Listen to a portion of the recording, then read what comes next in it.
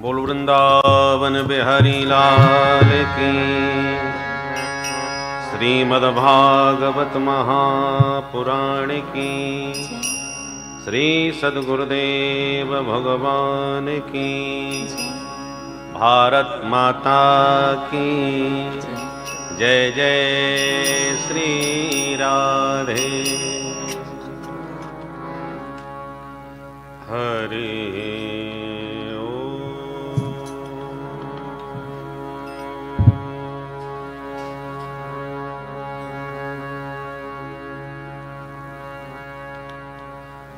नमः परमहंसा स्वादित चरण कमल चिन्मकरंदाय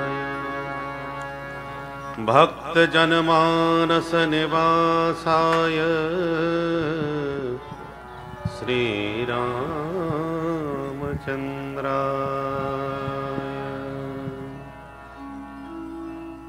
ध्येयं सदा परिभवग्नमभीष्टदोहम्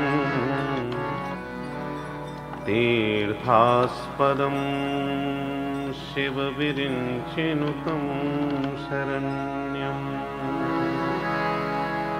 भृत्यार्तिहं प्रणतपालभवाब्धिपोतम् वन्दे महापुरुषते चरणारविन्दम् बंसी विभूषितकरान्नवनीरदाभा पीताम्बरा तरुणबिम्बफलाधरोष्ठा पूर्णेन्दुसुन्दरमुखा दरविन्दनेत्रात् कृष्णात् परं किमपि तत्त्वमहं न जाने।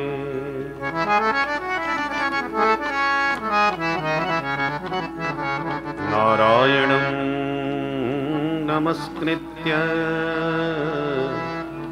नरं चैव नरोत्तमम् देवीं सरस्वतीं व्यासं ततो जयमुदीरयेत्। सीतानाथ समारम्भां श्रीरामानन्दार्य मध्यमाम् अस्मदाचार्यपर्यन्तां वन्दे श्रीगुरुपरम्पराम्।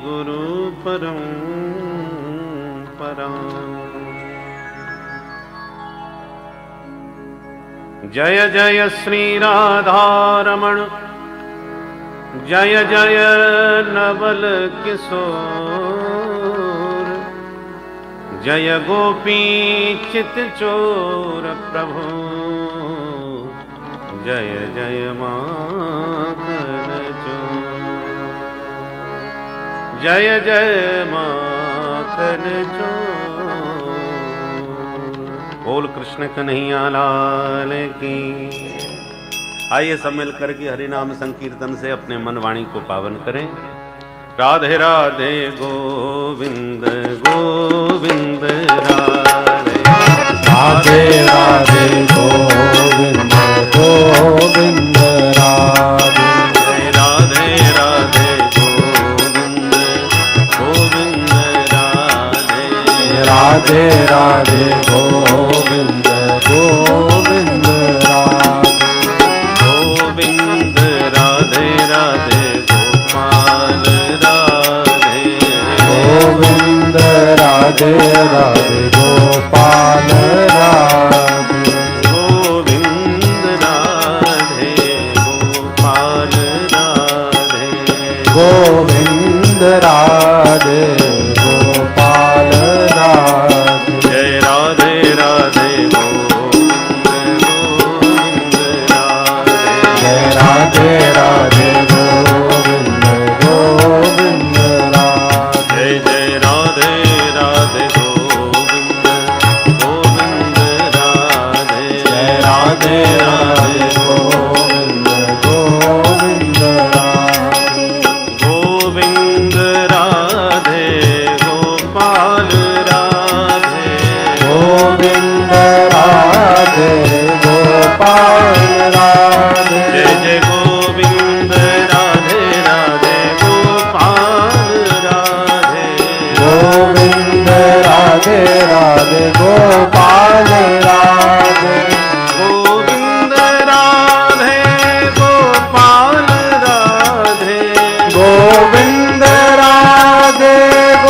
गोपाल राधे गोविंद राधे राधे गोपाल राधे गोविंद राधे राधे गोपाल राधे गोविंद राधे गोपाल राधे गोविंद राधे गोपाल राधे गोविंद राधे गोपाल राधे गोविंद राधे गोपाल राधे जय जय राधे राधे गोविंद राधे जय राधे राधे गोविंद गोविंद राधे जय जय राधे राधे गोविंद गोविंद राधे जय राधे राधे गोविंद गोविंद राधे श्री राधे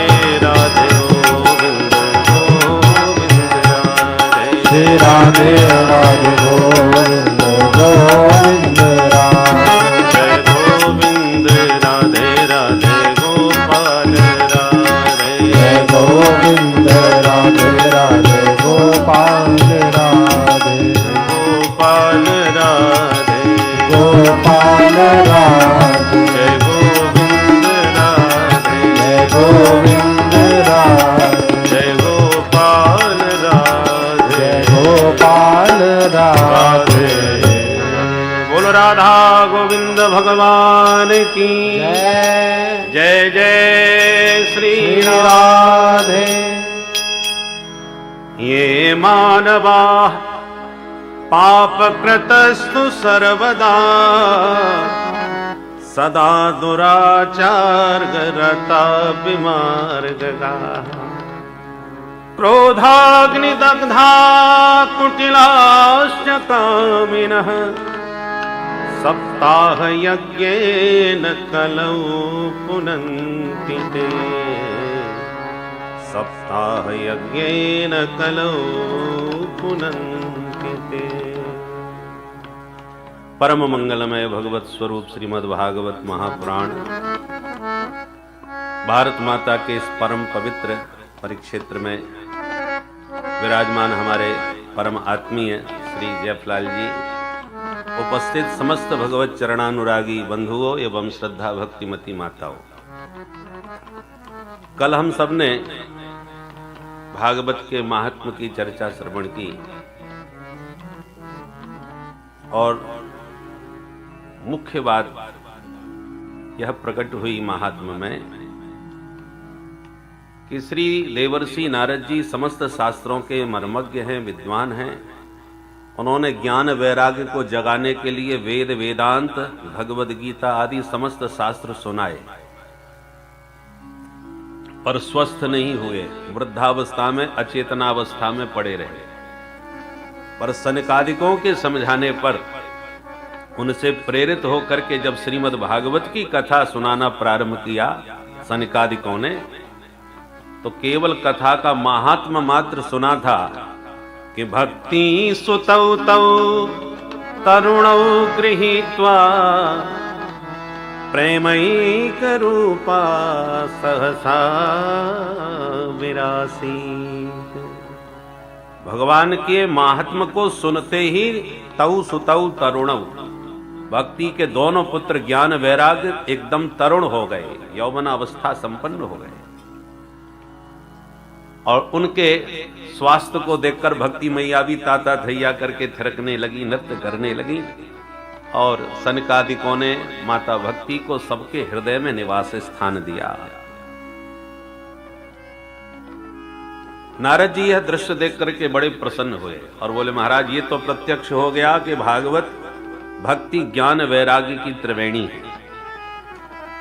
पर एक प्रश्न मेरा और है, के विशुद्धंति बदंतु मह्यम, भागवत के श्रवण करने से कैसे कैसे पापी शुद्ध हो सकते हैं?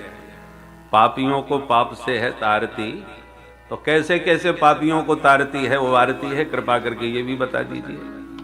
तब सनकादिक बोले, कैसे कैसे का प्रश्न ही खत्म कर दो, हम तो कहते हैं ये मानवा पाप कृतस्तु सर्वदा, छोटा मोटा पापी नहीं, जिसने जीवन भर पाप ही पाप किया है, सर्वदा पाप कृतस्तु, हमेशा पाप करता ही रहता है। क्रोधाग्नि दग्धा, क्रोध की आग में 24 घंटे जलता रहता है। कुटिलाश्च कामिनः, कुटिल है, कामी है, सारे जितने दुर्गुण हैं, दोष हैं, सब भरे हुए हैं। और सप्ताह यज्ञेन कलौ पुनन्ति ते, कलयुग में यदि चित्त लगा करके चित्त चोर के पावन चरित्र श्रवण कर ले तो वह निश्चित रूप से परम पुनीत हो जाएगा। बोले महाराज आज तक ऐसा कोई पापी पवित्र हुआ है? बिल्कुल हुआ है। तो दीजिए कोई प्रमाण। तब सनकादिकों ने एक ऐतिहासिक प्रसंग सुनाया। अत्रति कीर्तयिष्याम इतिहासम पुरातनम। सनकादि कहते हैं इसके प्रमाण में हम तुम्हें एक पुरातन इतिहास सुनाते, प्राचीन इतिहास। एक तुंगभद्रा नदी के किनारे एक ब्राह्मण देवता रहते थे, नाम था पंडित आत्मदेव शास्त्री। बड़े भारी विद्वान थे। सनकादि कहते हैं इतने बड़े विद्वान थे कि द्वितीय में वह भास्कर, विद्वानों में उन्हें दूसरा सूर्य कहा जाता था। इतने प्रकांड पंडित थे। परंतु तत्प्रिया धुंधुली स्मृता, उनकी धर्मपत्नी थी देवी श्रीमती धुंधुली देवी। वो उतनी ही खतरनाक थी। पंडित जी जितने सज्जन और सात्विक शांत स्वभाव के थे, देवी जी उसके एकदम विपरीत। उनका परिचय देते हैं, लोकवार्ता रता क्रूरा प्रायसो बहुजल्पिका, सूरा च गृह कृत्येषु कृपणा कलह प्रिया। कलह प्रिया, झगड़ा उन्हें बेहद पसंद था, झगड़ालू स्वभाव की थी। और लोक वार्ता रता, दुनिया भर की बातें इधर से उधर लगाना और उन सांसारिक बातों में ही उन्हें आनंद आता था, प्रकृति थी। परंतु ब्राह्मण विद्वान थे, अपना निर्वाह कर रहे थे, पर दुर्भाग्य से कोई संतान नहीं हुई। इस बात पर इतने दुखी हो गए ब्राह्मण देवता कि गृहम त्यक्त्वा वनंगतः, घर छोड़ के जंगल में भाग गए कि मर जाऊंगा पर संतान के बिना घर नहीं रहूंगा। अब बैठ के जंगल में रोना चालू किया कि इतने में एक सन्यासी महात्माओं से निकल पड़े। ब्राह्मण के रोने की आवाज सुनी तो पहुंच गए। अब पूछ दिया, कथम रोदसी विप्रत्वम काते चिंता बलीयसी, वदत्वं सत्वरं मह्यम स्वस्य दुःखस्य कारणम। वो विप्र त्वं कथम रोदसी, ब्राह्मण तुम ऐसे क्यों रो रहे हो, क्या कष्ट है हमें बताओ। ब्राह्मण ने तुरंत महात्मा के चरण पकड़ लिए। किम ब्रवीमि ऋषे दुखम पूर्व पापेन संचितम, मैं आपको क्या कथा सुनाऊं अपनी। पूर्व जन्म के न जाने कौन से पाप उदय हुए हैं कि आज भगवान का दिया सब कुछ मेरे घर में है, पर संतान के बिना सब व्यर्थ है। महात्मा मन ही मन मुस्कुराए कि जंगल में रो रहे थे तो हमने सोचा मेरे ठाकुर जी की याद में रो रहे होंगे, तो कोई साधन उपाय भगवत प्राप्ति का बताऊंगा, पर ये तो बेटा के लिए रोने बैठा। तो महात्मा ने समझाया, मुंचा ज्ञानम प्रजारूपम बलिष्ठा कर्मणो गति, विवेकम तु समासाद्य त्यज संसार वासना। ब्राह्मण देवता, अज्ञानम मुंच, ये जो आपने अपने बुद्धि में बैठा रखा है कि बेटा हो जाएगा तो मैं बड़ा सुखी हो जाऊंगा, ये बहुत बड़ा अविवेक है, अज्ञान है। मुंच, इस अज्ञान को निकालो। क्योंकि बलिष्ठा कर्मणो गति, कर्मों की गति बहुत बलवान होती है।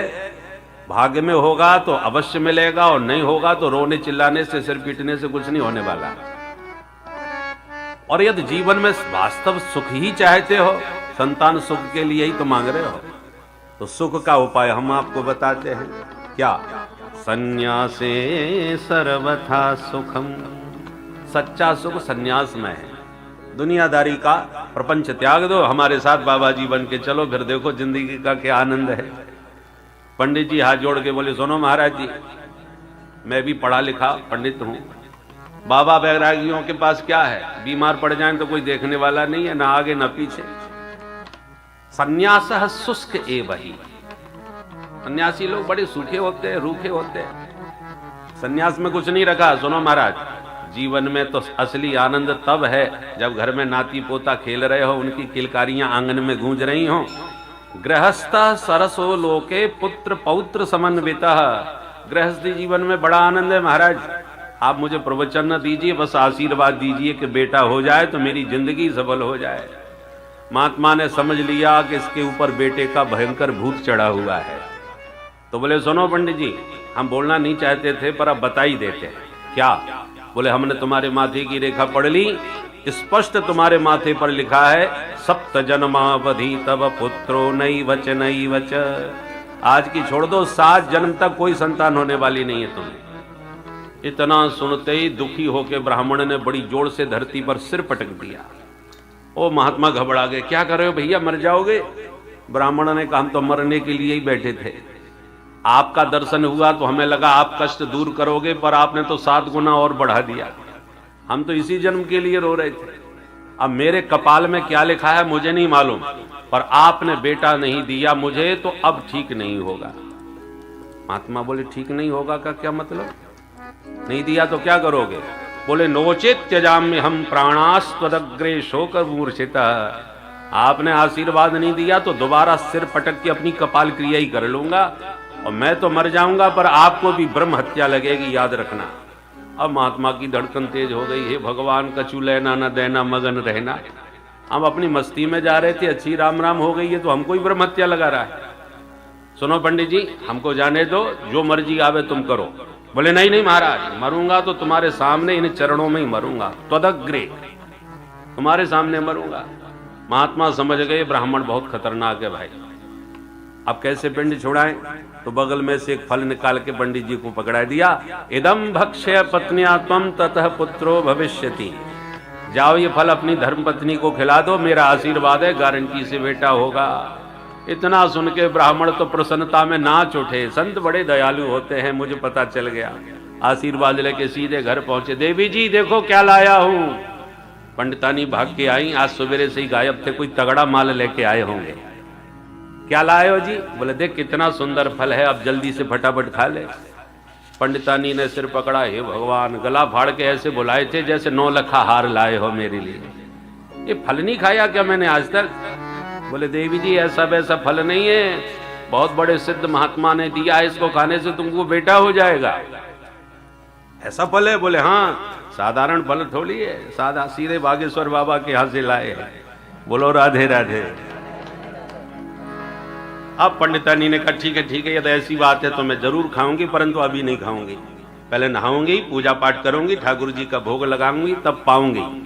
देवियों को समझाना बहुत बढ़िया आता है। पंडित जी को समझ में बात आ गई, ठीक कह रही है, तो ठीक है अपने ढंग से खा लेना ध्यान से। तो फल दे करके चले गए। अब देवी जी फल लेके सोचने लगी खाऊं कि न खाऊं। यदि मैंने खा लिया, मुझे तो लगता है मेरे को बस में करने के लिए कोई जादू टोना बाबा से करवाया है, मैं बिना सोचे समझे नहीं खाने वाली।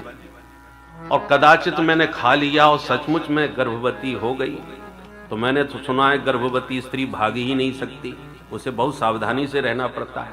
भगवान न करे कहीं घर में आग लग गई तो सब भाग जाएंगे, मैं कैसे भाग पाऊंगी। दैवाद घाती ब्रजेत ग्रामे पलायित गर्भिणी कथम, मैं कैसे भाग पाऊंगी। वैसे तो मैंने ये भी सुना है कि गर्भवती स्त्री को ज्यादा काम भी नहीं करना चाहिए, तो यदि मैं घर का काम नहीं करूंगी तो मेरे घर का काम कौन करेगा। वैसे अपनी ननद को बुला लूं तो वो घर संभाल सकती है, पर मैं जानती हूं वो महाचोटी है, यदि वो आ गई तो मेरे घर को ही पूरा साफ कर जाएगी। ननंदा संहरिस्तदा एवं कुतर्क योगे न तत्फलम नैव भक्षितम। इतने उसने कुतर्क कर डाले कि अंत में फल खाया ही नहीं, कि मैं इतना खतरा मोल नहीं ले सकती। कुछ थोड़ी देर में ही अचानक उसकी छोटी बहन मिलने आई, तो इसने पूरी कहानी अपनी बहन को सुनाई। अब बहन अपनी जुगाड़ में थी, भारत में जुगाड़ बहुत जोरदार चलती है। उसने सोचा यदि इसके कोई बच्चा नहीं हुआ तो ये मेरा बच्चा कहीं गोद ले ले तो इसकी सारी संपत्ति फिर हमारी हो जाए, इसके पास माल बहुत है भाई। तो उसने और उल्टी खोपड़ी घुमा दी। बोले पागल हुई है बहन, फल खाने से कहीं बेटा बेटी होते, ये सब बकवास। अच्छा एक काम कर, जैसे तेरे कोई बालक नहीं तैसे तेरी गाय के की कोई बछड़ा नहीं हुआ आज तक। महात्मा के फल में क्या चमत्कार है, चलो परीक्षा होनी चाहिए। ये फल तू अपनी गाय को खिला, परीक्षा हो जाएगी फल की। तुझे बेटा चाहिए तो चिंता मत कर, मेरे पहले ही बहुत बच्चे हो चुके, एक और होने वाला है। तो अब जो मेरा बच्चा होगा उसे मैं तुझे अभी से देती हूं। उस पर तेरा ही अधिकार होगा, तुझे बेटा भी मिल जाएगा, बाबा के बल की परीक्षा भी हो जाएगी। धुंधली खुश हो गई, बहन हो तो तेरी जैसी, तूने मेरी सारी समस्या ही खत्म कर दी। तुरंत बहन की बातों में आके फल गाय को खिला दिया और पंडित जी को विश्वास दिला दिया कि महाराज जब से फल खाया है बहुत फायदा हो रहा है। तो पंडित जी तो बड़े प्रसन्न। समय पाकर के छोटी बहन के बेटा हुआ, उसने रात में लाके धुंधली को चुपचाप दिया और धुंधली ने अपने पतिदेव को बता दिया, देखो महाराज मेरे को बेटा हो गया। पंडित जी बड़े प्रसन्न, पूरे गांव में मिठाइयां बंटवाई, उत्सव मनाया पुत्र जन्म का। उसके 3 महीने बाद साधेनु सुसवेर भकः, उसकी गाय के भी एक सुंदर बालक का जन्म हो गया। सर्वांग सुंदरम दिव्यम निर्मलम कनक प्रभम, गाय का बेटा सर्वांग सुंदर परम मनोहर। पूरा गांव आश्चर्य में डूब गया, भाई गाय के भी बेटा होता है, जिंदगी में पहली बार देखा है। पंडित जी का भाग्योदय हो गया। भाग्योदयो धुना जाता आत्मदेवस्य पश्यत, धैन्वा बाल प्रसूतस्तु दैव रूपीति कौतुकम। विधाता का चमत्कार है, आनंद दुगुना हो गया। एक की जगह 2-2 बेटा हो गए। बच्चे बड़े हो गए, बच्चों के नामकरण किए। गाय के बच्चे के कान थोड़े गाय जैसे लंबे लंबे हैं, इसलिए इसका नाम गौकर्ण। और अपने बेटे का नाम रखूंगा, तब तक देवी जी खड़ी हो गई, सबके नाम आप ही क्यों रखोगे? बच्चा मेरा है, पेट में मैंने रखा है, बच्चे का नाम भी मैं ही रखूंगी। अच्छा बता क्या नाम रखेगी? बोले मेरा नाम धुंधली, तो मेरे बच्चे का नाम धुंधकारी होना चाहिए। ठीक है, जैसी आपकी मर्जी। दोनों बच्चे बड़े हुए, दोनों ने नाम कमाया, पर एक हुआ विख्यात, दूसरा हुआ कुख्यात। गौकर्ण पंडितो ज्ञानी धुंधकारी महाखलः। गौकर्ण जी बड़े विद्वान हुए, शास्त्रों के मर्मज्ञ पंडित। सत असत विवेकिनी बुद्धि पंडा, सा अस्य संजाता स पंडितः। सत असत का विवेक रखने वाली बुद्धि को पंडा बुद्धि कहते हैं, और पंडा बुद्धि जिसके पास हो उसको पंडित कहते हैं। ऐसे महान पंडित गौकर्ण जी हुए। परंतु धुंधकारी महाखल हुआ। खल में 2 ही अक्षर है, खल माने जो केवल खावे और लड़े, 2 ही काम है, खाना और लड़ना। ऐसा खल हुआ धुंधकारी।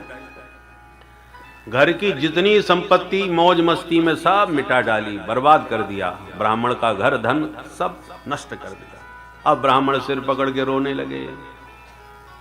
क्व तिष्ठामि क्व गच्छामि को मे दुःखं व्यपोहयेत्, प्राणास्त्यजामि दुःखेन हा कष्टम मम संस्थितम।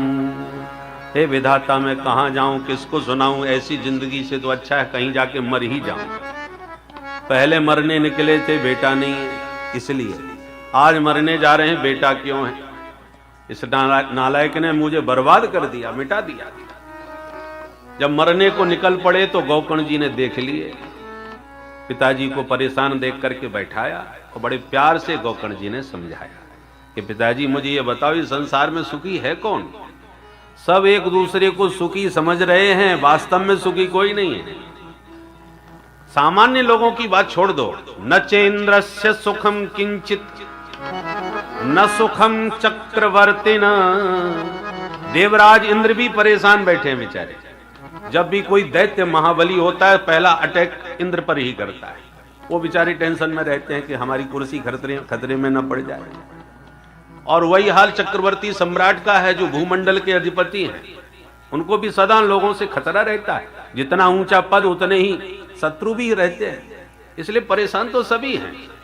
धनहीन कहें धनवान सुखी, धनवान कहें सुख राजा को भारी।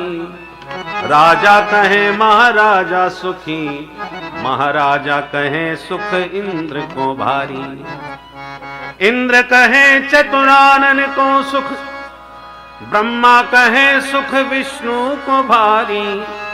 पर तुलसीदास विचार कहें, हरि भजन बिना सब लोग दुखारी। भजन बिना सब लोग दुखारी।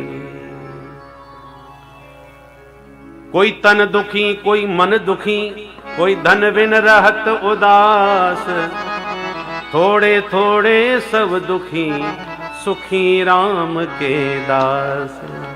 राम के दास कभी न हो बे उदास, बाकी सब हताश। अब जब ये बातें गौकर्ण के मुख से सुनी, तब पंडित जी को सन्यासी की बात याद आई। अरे राम राम, महात्मा ने पहले भी यही बात समझाई थी, मती मारी गई, हमको समझ में नहीं आई। बेटा बिल्कुल तुम ठीक कह रहे हो, अब हमको अकल आ गई, पर भजन में मन ही नहीं लगता, क्या करूं मैं। तब 2 श्लोकों में बहुत दिव्य उपदेश दिया है, इसको गौकर्ण गीता भी कहते हैं। देहिस्तिमांस रुधरे भीमतिं त्यजत्वं, जाया सुतादिषु सदा ममतां विमुञ्च, पश्यानिशं जगदिदं क्षणभङ्गनिष्ठम्,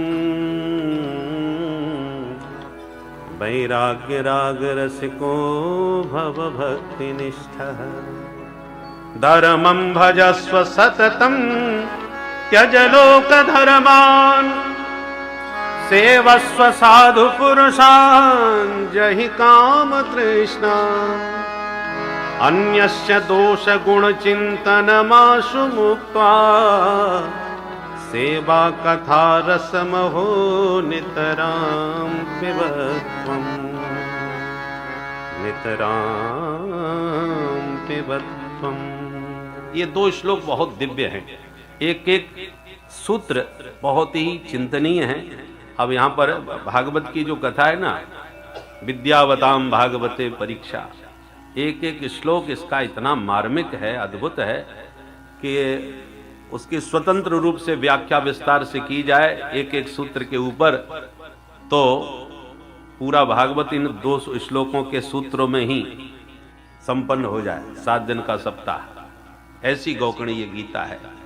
परंतु भागवत का जो सप्ताह होता है ना, वो शताब्दी का सफर है।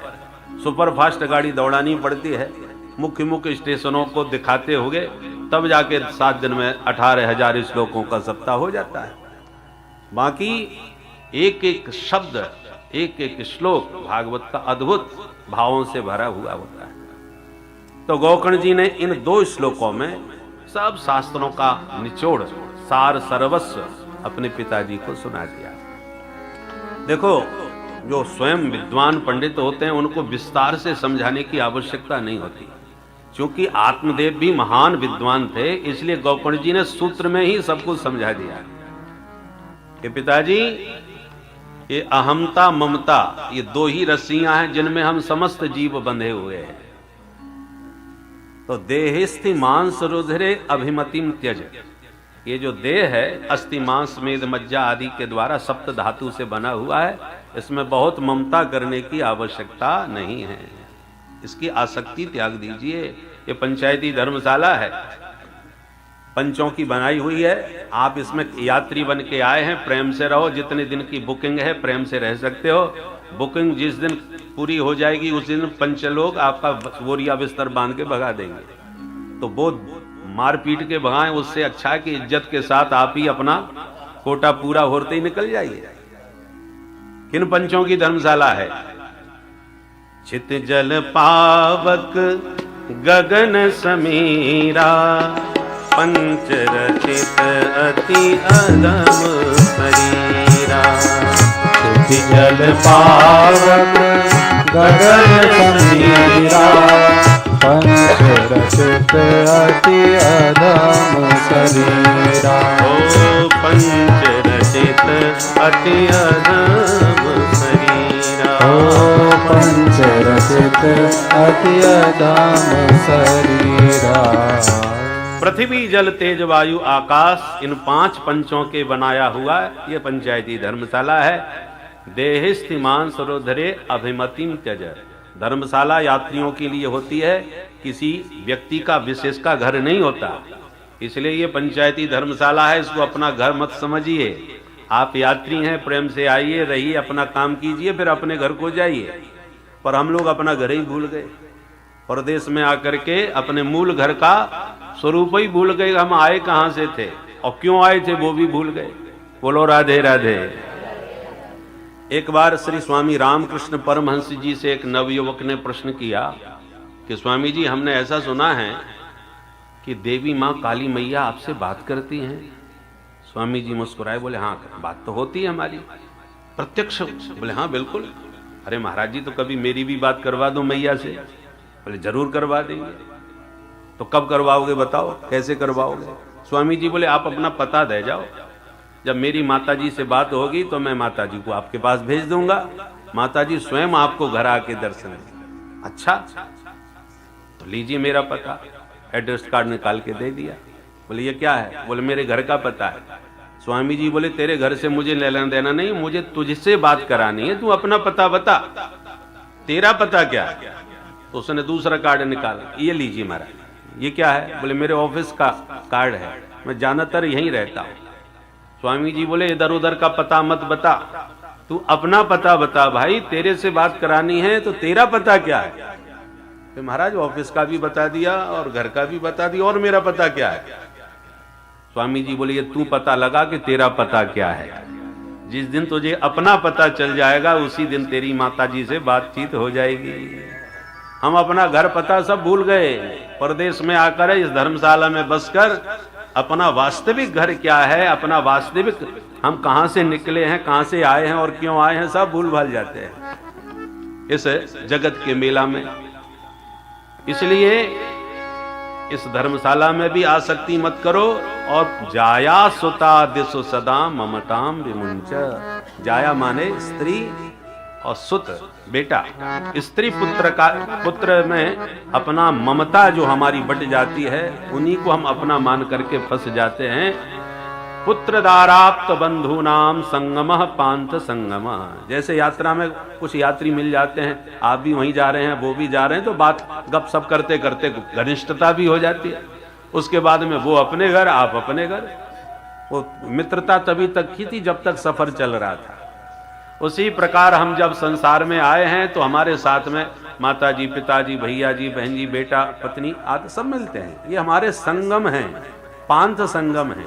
संसार की इस यात्रा में, संसार के सफर में ये हमारे संगी साथी हैं। इनके साथ खूब घुल मिल के रहो, बड़ा अच्छा जीवन का सफर तय करो। पर इतना ध्यान रखो, जिस दिन जिसका स्टेशन आ जाएगा वो उसी दिन उतर के चला जाएगा। जब तक सफर चल रहा है उनके साथ प्रेम से व्यतीत करो, पर अपने घर को, अपने लक्ष्य को मत भूलो। बहुत बढ़िया उपदेश दिया है, जिसे सुनकर के आत्मदेव को वैराग्य हुआ और तुरंत घर छोड़ करके वन में जाके भागवत के 10वें स्कंद का खूब स्वाध्याय करके भगवान के चरणों में मन लगा के आत्मदेव का तो हो गया उद्धार।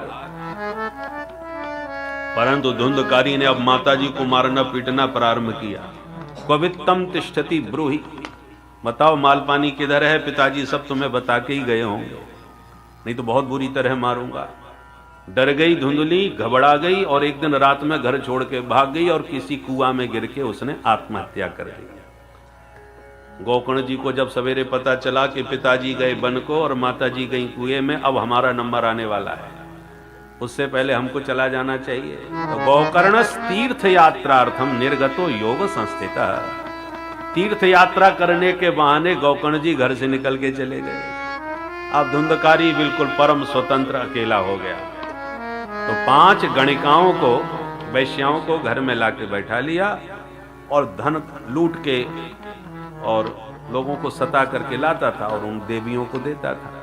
एक दिन 5 ने मीटिंग करी कि इसके पास संपत्ति बहुत है, आगे पीछे कोई नहीं है, इसलिए इसको रात में निपटाओ और सारी संपत्ति लेके चलो। रात में ही उसको खिला पिला के सुला दिया और पलंग में ही रस्सियों के साथ बांध दिया। चिल्लाने की कोशिश करी इसने तो इसके मुंह में आग के अंगारे भर दिए। तप्तांगार समूहाश्च तन मुखे बिचिक्षुपु अग्नि ज्वालाति दुखेन व्याकुलो निधनं गतः। गला दबा के आग के अंगारे मुंह में भर के उसको तड़फा तड़फा के मार डाला और गड्ढा खोद करके उसी आंगन में दफना दिया और सारा माल लेके चली गई। अब अकाल मौत, और वो भी भयानक, तो भूत बन के भटकने लगा भवन में। गोकर्ण जी को घटना का पता चला तो गया में जाकर के उसका श्राद्ध किया। लौट के जब घर आए, रात्रि में विश्राम किए तो अचानक देखा एक भेड़ का बच्चा घूम रहा है, तो डंडा लेके उसे भगाया, और देखते देखते वो भेड़ का बच्चा एकदम भैंसा बन गया, फिर हाथी बन गया। सकन मेसा सकृत हस्ती पुनश्च महिषो भवत। गोकर्ण जी डर गए, भैया तुम कौन हो, हमें ऐसे क्यों डरा रहे हो। तब बड़ी जोर से रोना चिल्लाना चालू कर दिया इसने। गोकर्ण जी समझ गए कोई भटका हुआ प्रेतात्मा है। हाथ में जल लिया, मंत्र पढ़ के जो मारा, तुरंत बोल पड़ा, अहम भ्राता त्वदीयोऽस्मि धुंधुकारीति नामतः स्वकीयेनैव दोषेण ब्रह्मत्वं नाशितं मया। मैं तुम्हारा ही भाई हूं भैया, मैंने बहुत पाप किए, उसका परिणाम भोग रहा हूं, आज भूत बना भटक रहा हूं, अकाल मौत में मारा गया। अहो बंधो कृपा सिंधो भ्रातर मामा सुमोचय। मैंने जीवन में कोई अच्छा काम नहीं किया, पर एक सौभाग्य मेरा है कि तुम जैसा विद्वान भाई मुझे मिला है। तुम मेरा इस भयानक प्रेत योनि से मुक्त उद्धार करो। गोकर्ण जी बोले, हम तो तुम्हारे लिए गया में श्राद्ध करने गए थे, विधि विधान से तुम्हारा श्राद्ध किया है, फिर क्यों तुम मुक्त नहीं हुए भाई। धुंधकारी बोला, 100 श्राद्ध कर लो, कुछ नहीं होने वाला, क्योंकि हम छोटे मोटे पापी नहीं, नंबर 1 के हैं। गया श्राद्ध सते नापी मुक्तिर में न भविष्यति।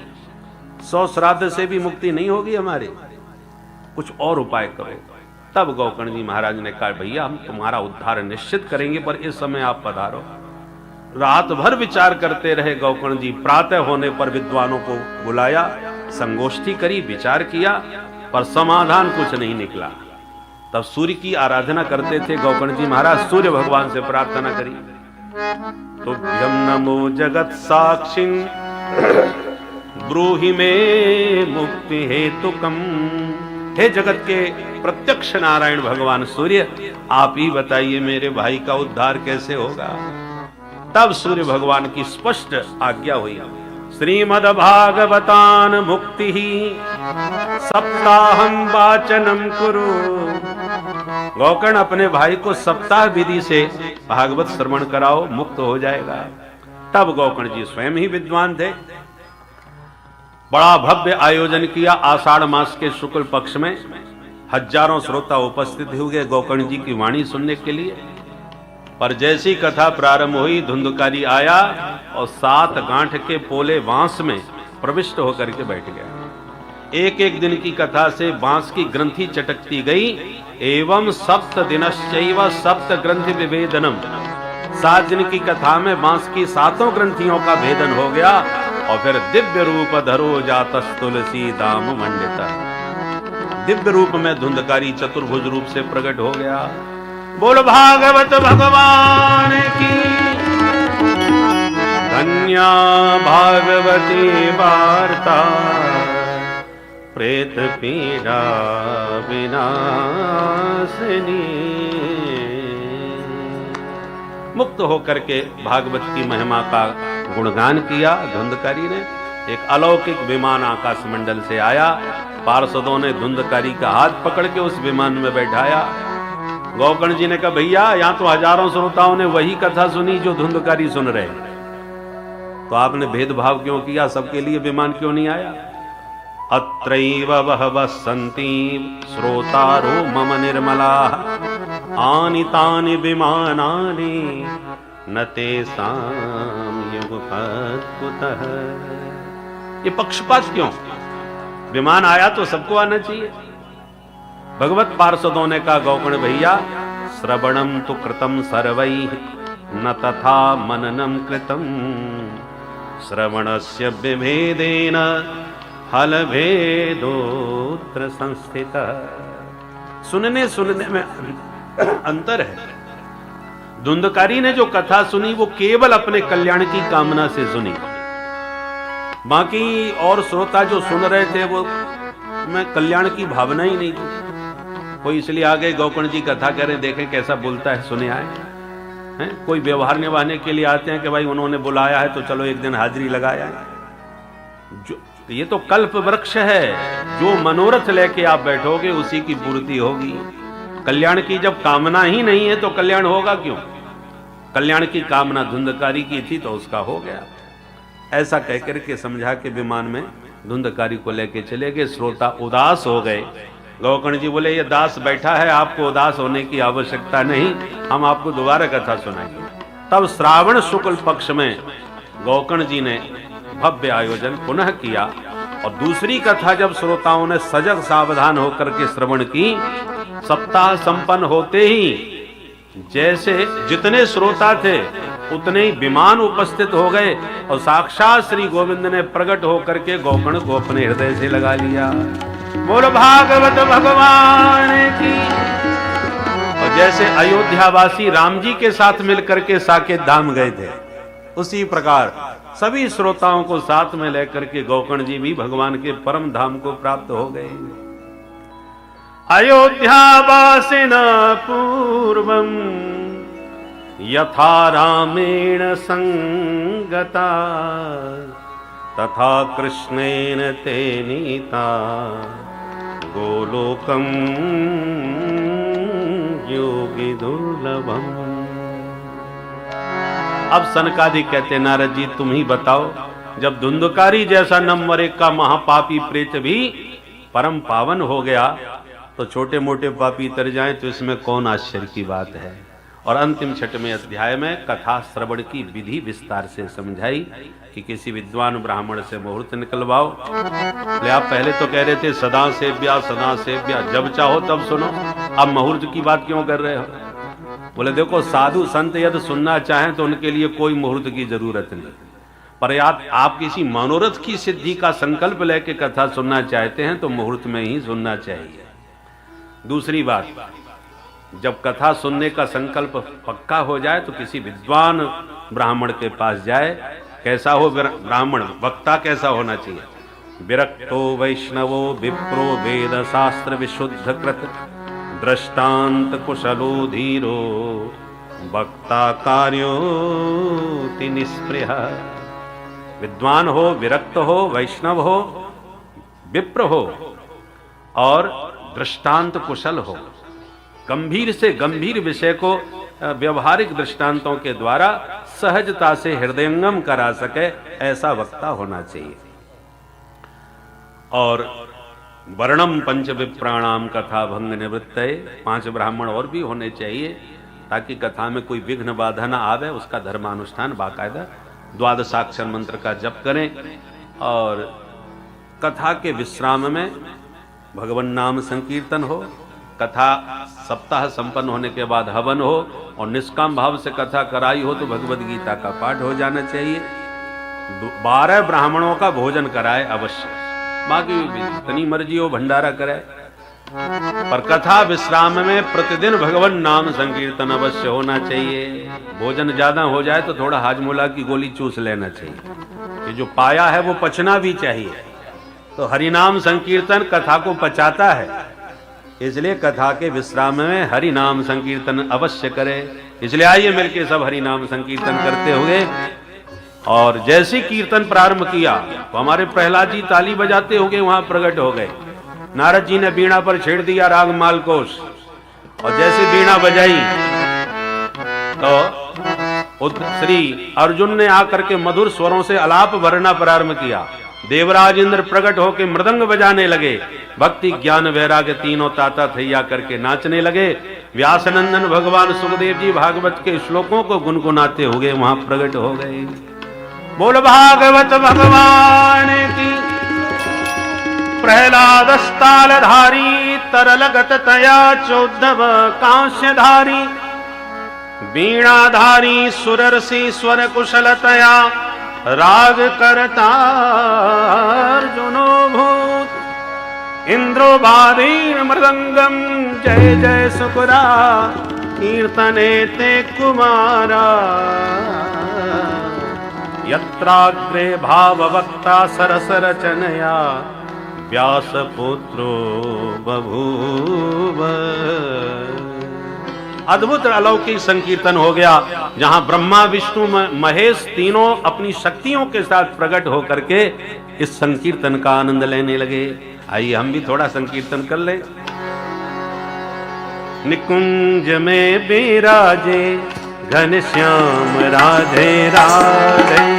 कुंज में विराजे घनश्याम प्रेम से ताली बजाते हुए राधे। निकुंज में विराजे घनश्याम राधे राधे।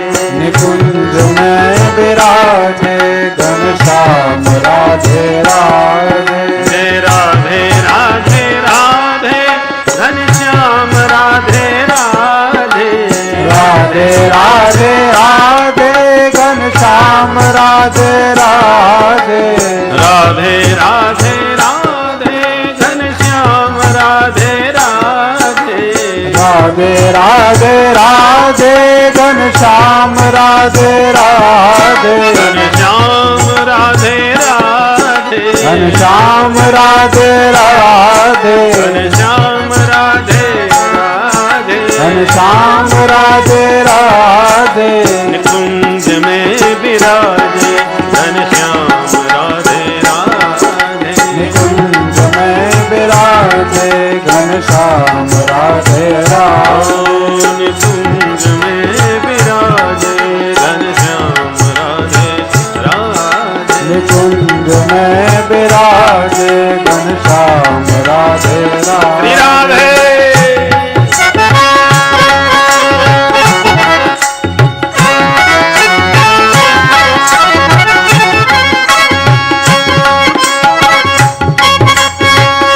हरि बोल।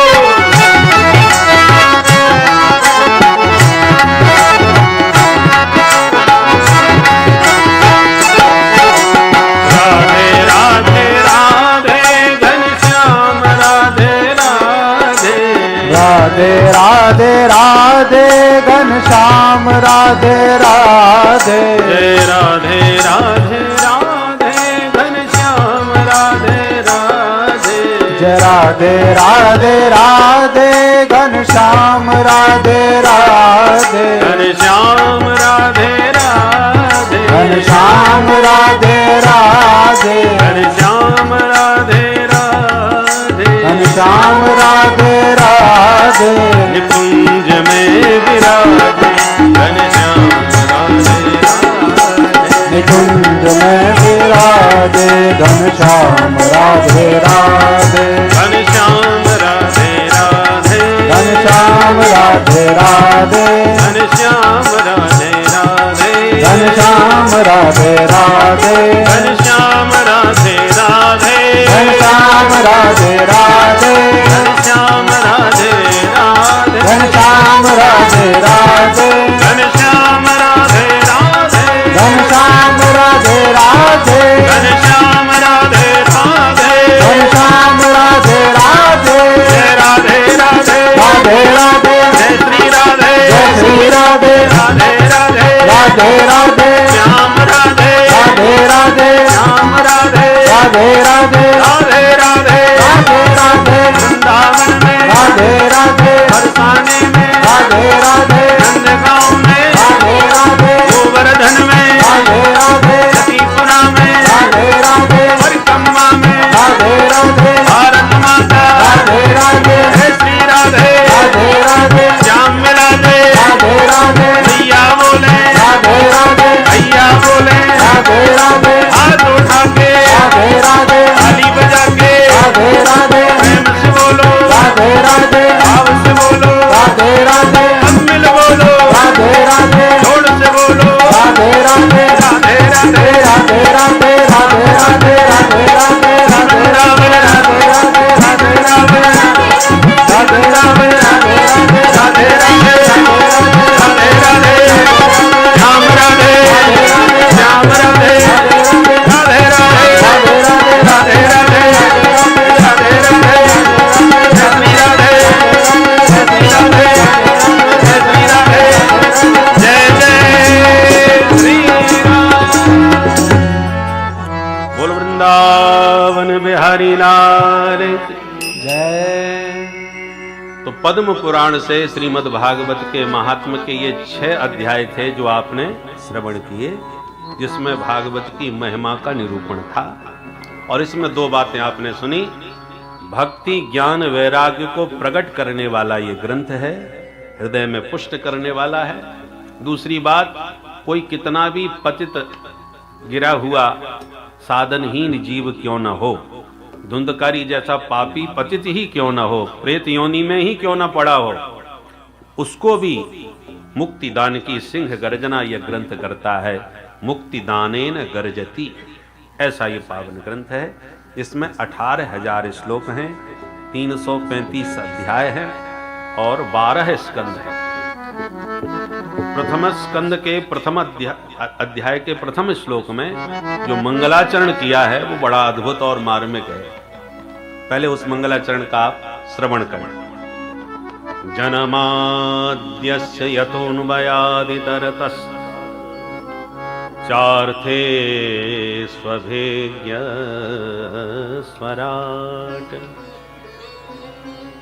तेने ब्रह्म हृदय आदि कवये मुह्यन्ति यत सूरयः तेजो वारि मृदां यथा विनिमयो यत्र त्रिसर्गो मृषा धाम्ना स्वेन सदा निरस्तकुहकं सत्यं परं धीमहि धर्म प्रोज्झित कैतवोत्र परमो निर्मत्सराणां सताम् वेद्यं वास्तवमत्र वस्तु शिवदं तापत्रयोन्मूलनम् श्रीमद्भागवते महामुनिकृते किं वा परैरीश्वर सद्यो हृद्यवरुद्धते कृतभे शुश्रूषभे तत्क्षणात् निगमकल्पतरोर्गलितं फलं शुकमुखादमृतद्रव संयुतं पिबत भागवतं रसमालयम् मुहुरहो रसिका भुवि भावुका।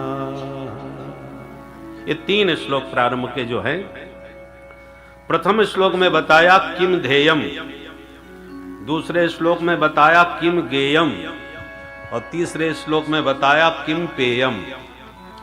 किसका ध्यान करें, किसका गान करें और क्या पान करें। ये 3 श्लोकों में ये 3 बातें बताई। किम ध्येयम, किसका ध्यान करना चाहिए, बोले सत्यम परम धीमहि। व्यास जी कहते हम तो परम सत्य का ध्यान कर रहे हैं, नाम नहीं लिया किसी का। कृष्णम परम धीमहि के, रामम परम धीमहि के, देवीम परम, किसी देवता का नाम नहीं। सत्य की वंदना, सत्य का ध्यान। क्यों? क्योंकि संसार में कोई राम को मानेगा, कोई कृष्ण को मानेगा, कोई देवी को, कोई भोले बाबा को। ऐसा कोई नहीं होगा जो सत्य को ना मानता हो। आप कह सकते हो कि हमने एक से एक मां झूठे देखे हैं, तो बात बात पे झूठ ही बोलते हैं। झूठ ही लेना, झूठ ही देना, झूठ ही भोजन, झूठ चमैना, वो तो सत्य नहीं मानते। बोले देखो भाई, कितना भी कोई झूठा व्यक्ति हो, पर वो ये कदापि नहीं चाहेगा कि मुझसे कोई झूठ बोले। वो दुनिया से झूठ बोलता होगा, पर स्वयं झूठ सुनना पसंद नहीं करेगा। इसका मतलब सत्य का आदर वो भी करता है। सत्य सबको प्रिय लगता है, सत्यम ब्रूयात्। इसलिए उस परम सत्य का ध्यान श्रीमद् भागवत में किया गया है। और परम सत्य रूप में भगवान कृष्ण की वंदना भागवत में है। भगवान जब देवकी मां के गर्भ में आए तो सारे देवताओं ने सत्य सत्य कह करके ही भगवान को पुकारा। सत्यव्रतम सत्य परम त्रिसत्यम सत्यस्य योनिं निहितं च सत्ये सत्यस्य सत्यमृत सत्य नेत्रम सत्यात्मकं त्वां शरणं प्रपन्ना। तो सत्य रूप भगवान कृष्ण ही है। इसलिए इस मंगलाचरण में हजारों अर्थ किए हैं आचार्यों ने। एक वंशीधर स्वामी पाद हुए हैं भागवत के टीकाकार, जिन्होंने श्रीधरी टीका पर अपनी टीका लिखी। उन्होंने 108 अर्थ किए महाराज, 100 से अधिक अर्थ केवल इस मंगलाचरण के ही। इसलिए उनके द्वारा, वैसे तो श्रीधर जी ने दूसरा अर्थ किया वेदांत परक, परंतु श्रीधर जी के ऊपर जो टीका बंशीधर जी ने की, उन्होंने कृष्ण परक अर्थ भी किया है। कृष्ण परक, राम परक, देवी परक, गणेश जी के अर्थ में, गुरु जी के अर्थ में, ऐसे हजारों अर्थ किए हैं। आपको कृष्ण परक अर्थ सुनाते हैं। सत्यम सच्चिदानंद स्वरूपम श्री कृष्णम धीमहि ध्यायेम। हम सब मिलकर के अपने कृष्ण कन्हैया का ध्यान करते हैं। तो वृंदावन से आए हैं तो कन्हैया का ही ध्यान लगाएंगे। कैसे है हमारे कन्हैया? बोले जन्माद्यस्य यतोन्वयादितरतः आद्यस्य जन्मादि विकार रहतस्यापि यतः यस्मात् वसुदेव गृहे जन्म। जो हमारे कृष्ण अनादि हैं, उनका कोई आदि नहीं है, वो अजन्मा है। अजन्मा और अनादि होते हुए भी जो लीला करने के लिए वसुदेव के लाला बन करके जन्म ले लिए। जन्माद्यस्य यतः, और जन्म लेने के बाद क्या किए? अन्वयात इतरतः, अनुपश्चात आयात अगच्छत। कुत्र? इतरतः, इतरत्र गोकुले अन्वगात। जन्म लिया मथुरा के बंदी गृह में, जेल खाने में, और जन्म लेते ही भाग करके पहुंच गए कहां? गोकुल धाम में, नंद भवन में। अन्वयात इतरतः। और चार्थे स्वभिज्ञ, अर्थेषु अभिज्ञ, अर्थेषु कंस वंचनादि प्रयोजनेषु अभिज्ञ। मामा कंस के ही जन्म, जेल खाने में जन्म लेके भागे आए और मामा जी को भनक भी नहीं लगने दी। ऐसे परम चतुर, परम कुशल हैं भगवान कृष्ण। स्वराट, स्वेसु गोपेसु राजते शोभते इति स्वराट। गोकुल में आके जो गोपी ग्वालों के मंडल में आकर के विभूषित हुए, सुशोभित हुए, ऐसे स्वराट श्री कृष्ण। अथवा स्वर, सारे गम पधनी इति सप्त स्वरेणोपलक्षिता वंशी तया वंशया सह राजते शोभते इति स्वराट। सप्त स्वर समन्वित वंशी के साथ ही जिनकी ब्रज में सदैव शोभा रही, वंशी विभूषित करा, जिनके कर में सदैव वंशी विभूषित हुई, ऐसे स्वराट श्री कृष्ण हैं। तेने ब्रह्म हृदय आदि कवये, आदि कवये ब्रह्मणे। सृष्टिकर्ता जो ब्रह्मा जी हैं, उनको भी जिन्होंने अपनी विविध लीलाओं से व्यामोहित कर दिया। 10वें स्कंद के 13वें अध्याय में ब्रह्मा मोह का प्रसंग विस्तार से आएगा, आप सुनेंगे। तेने ब्रह्म हृदय आदि कवये, सृष्टिकर्ता ब्रह्मा को भी जिन्होंने अपनी विचित्र लीलाओं से मोह में डाल दिया। आदि कवये ब्रह्मणे तेने, तनु विस्तारणे, अपनी लीला का विस्तार करके मोह में डाल दिया। जबकि ब्रह्मा जी ही नहीं, मुह्यंती यत सूरया, सूरया बलदेवादयोपि यत्र मुह्यंती। दाऊ जी महाराज जो महान वीर हैं, सूरवीर हैं, वो भी भगवान की लीला में व्यामोहित हो जाते हैं। ये प्रसंग वहीं आता है। बलराम जी स्वयं चक्कर में पड़ के, कन्हैया इन बछड़ों में मुझे पहले ऋषि मुनियों का दर्शन होता था, आजकल मुझे सब में तुम नजर आ रहे हो, क्या चक्कर है? तब कन्हैया मुस्कुराए, दाऊ जी 1 साल से हम हैं। तो वो बछड़े कहां गए? बोले वो ब्रह्मलोक में आराम कर रहे हैं, ब्रह्मा जी उनको उठा के ले गए। तो दाऊ जी आश्चर्यचकित हो गए, साल भर से ये लीला चल रही, हमें पता ही नहीं। मुह्यंती यत सूरया तेजो बारि मृदाम यथा विनिमयो यत्र त्रिशर्गो मृषा। तेजो बारि मृदाम यथा विनिमय। माधव जब मधुर मुरली बजाते हैं तो उनकी बंसी की तान सुन करके कलकल कल्लोल करती हुई कमनीय कालिंदी का कलरव कुंठित हो जाता है। निरंतर प्रवाहमान यमुना की निर्मल जलधारा रुक जाती है, ठहर जाती है। ये बंसी का चमत्कार है। गिरिराज गोवर्धन नाथ के शिलाखंड द्रवीभूत हो जाते हैं, पिघल जाते हैं। पाषाणाद्रे द्रवत्वम यमुनाया काठिनत्वम। कठोर पाषाण का धर्म है, कठोर होना। प्रवाहमान जल का स्वभाव है, जल की प्रकृति है। पर जल कठोर हो जाता है, पाषाण द्रवित हो जाता है। तेजो वारी मृदाम यथा विनिमय, विनिमय हो जाता है। किसी का धर्म किसी में प्रविष्ट हो गया, जल का धर्म पाषाण में, पाषाण का धर्म जल में प्रविष्ट हो गया। ये बंसी का चमत्कार है। गोपियों ने एक बार कन्हैया से कहा, प्यारे मुरलीधर तुम चाहे जब बंसी मत बजाया करो। भगवान बोले, समय बता दो किस समय न बजाऊं और क्यों न बजाऊं, आपको आपत्ति क्या है? गोपियां कहती हैं, प्यारे जब हम भोजन बना रही हो तब उस वक्त न बजाया करो। परेशानी क्या है? परेशानी ये है, हम सूखी सूखी लकड़ियां जंगल से चूल्हा जलाने के लिए लाती हैं। हम इधर चूल्हा जलाती हैं, उधर आप बंसी फूंक देते हो, तो बंसी की तान सुनते सारी सूखी लकड़ी गीली हो जाती है, सब आर्द्र हो जाती हैं और उनमें जल प्रवाहमान हो जाता है, गीली हो जाती है। और गीली लकड़ी में आग नहीं लगती तो आग बुझ जाती है। हम भी हाथ पे हाथ धर के तुम्हारी बंसी सुनती रह जाती हैं, भोजन नहीं बना पाती। इसलिए मुरहर रंधन समय माकुर मुरली रवम मधुरम नीरस मेधो रसताम कृशानुरक्ते कृशतरताम। मुरहर रंधन समय मुरली रवम मां कुरु। इसलिए हे मुरलीधर भोजन बनाते समय ये बंसी मत बजाओ, तो काष्ठ भी सरस हो जाता है। सोचिए, कल्पना कीजिए, जब पत्थर पिघल जाता है, लकड़ी गीली हो जाती है, जड़ के ऊपर ये चमत्कार होता है, तो चेतन प्राणियों का क्या हाल होता होगा, और संगीत प्रेमियों का क्या हाल होता होगा, जो स्वर संगीत के मर्मज्ञ होते हैं। उन्हें तो स्वर में ही अपने ईश्वर का साक्षात्कार होता है। तो ऐसे भगवान कृष्ण हैं, तेजो वारी मृदाम यथा विनिमय यत्र त्रिशर्गो मृषा। भगवान के 3 धाम हैं, वृंदावन धाम, मथुरा धाम और द्वारका धाम।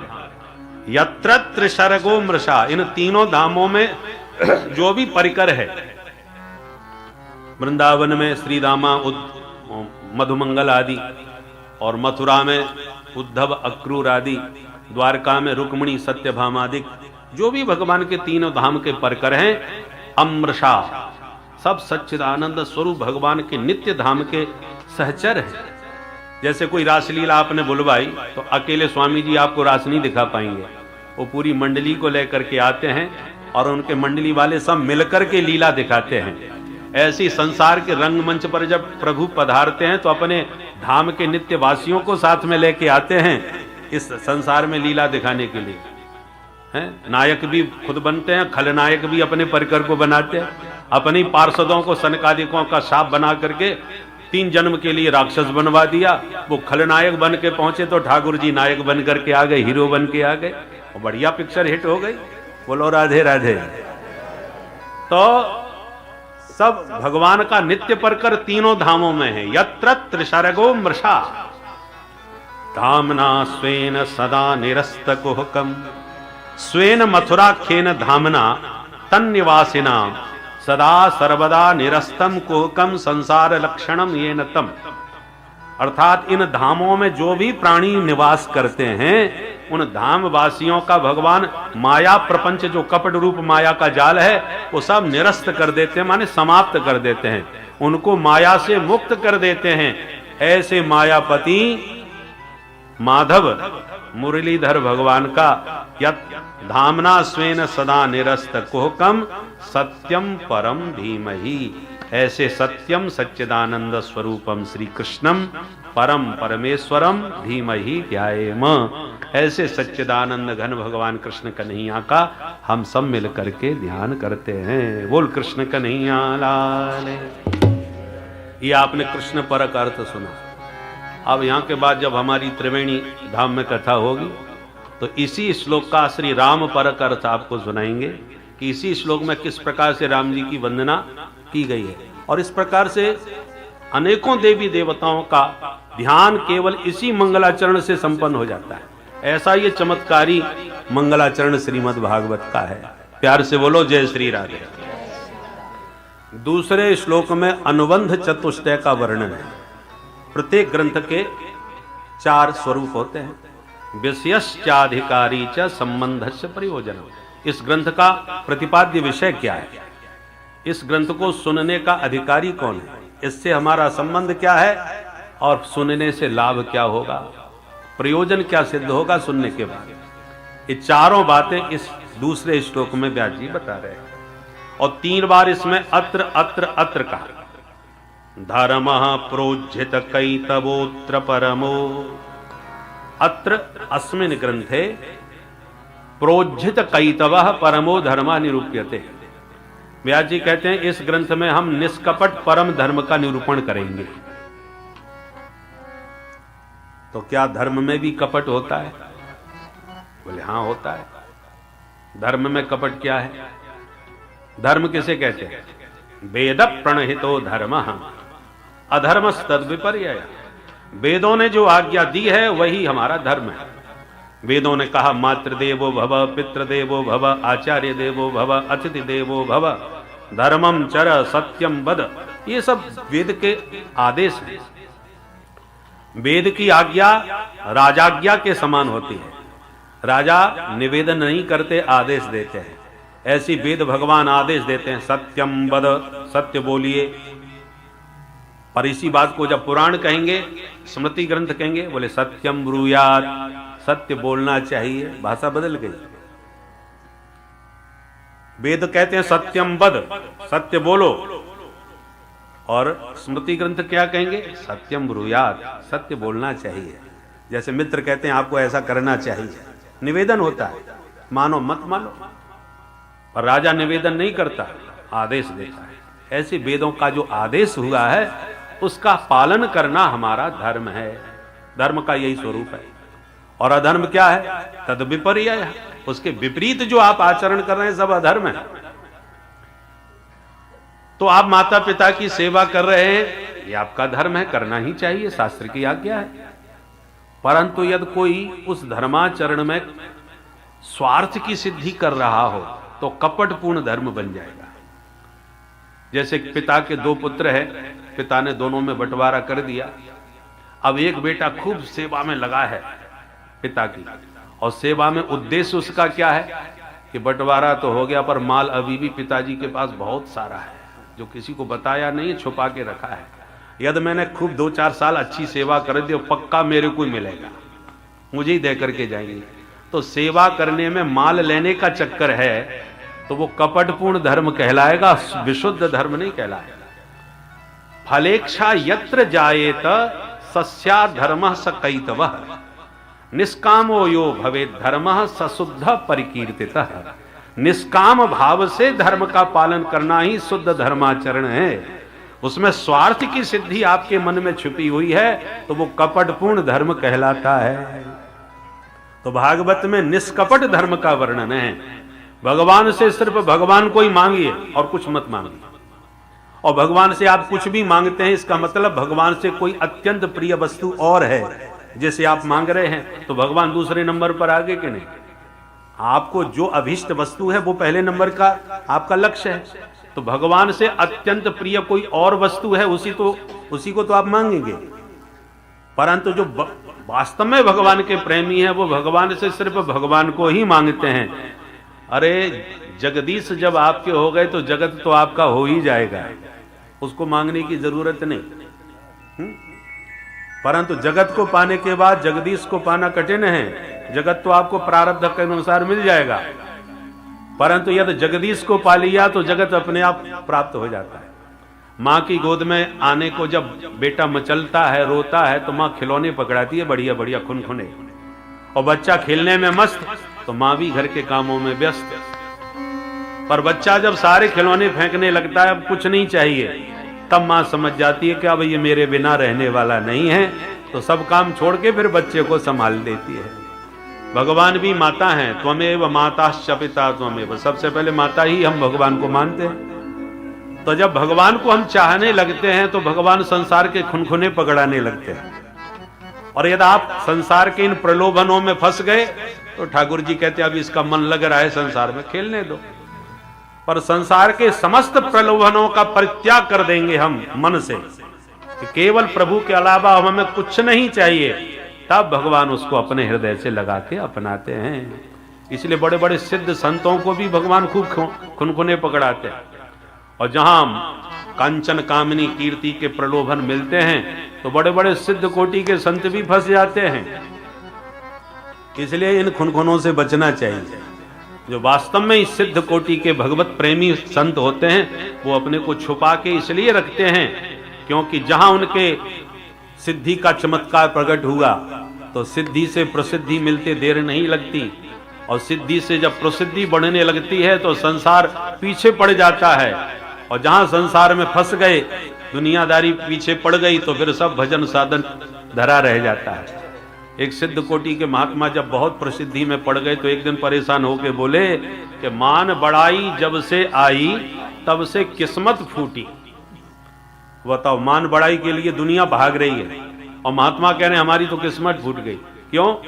बोले मान बड़ाई जब से आई तब से किस्मत फूटी, क्योंकि स्वामी स्वामी बजने लागे लगन राम से छूटी।